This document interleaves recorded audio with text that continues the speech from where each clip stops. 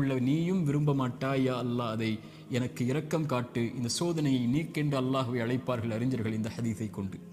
அல்லாஹு அக்பர். அல்லாஹ் உங்களை ஒருபோதும் கைவிட மாட்டான், அல்லாஹ் உங்களை ஒருபோதும் பிரிந்து விட மாட்டான். அல்லாஹுவின் பக்கம் வந்து விட்டால் அல்லாஹ் உங்களை ஒருபோதும் வேதனை அடைவதை, உங்கள் கண்கள் கண்ணீர் வடிப்பதை, உங்கள் உள்ளம் நெருக்கமாகுவதை, உங்கள் உள்ளம் உடைக்கப்படுவதை இறைவன் ஒருபோதும் பார்த்து கொண்டிருக்க மாட்டான். ஆனால் கடைசியாக சோதனைகள் இறைவனின் புறத்திலிருந்து வருகிறது. ஆம், ஆனால் ஒருவருக்கு சோதனை நன்மையாக வரும், ஒருவருக்கு சோதனை தண்டனையாக வரும். நபிமார்களுக்கு சோதனை வந்தது என்று சொன்னேன்.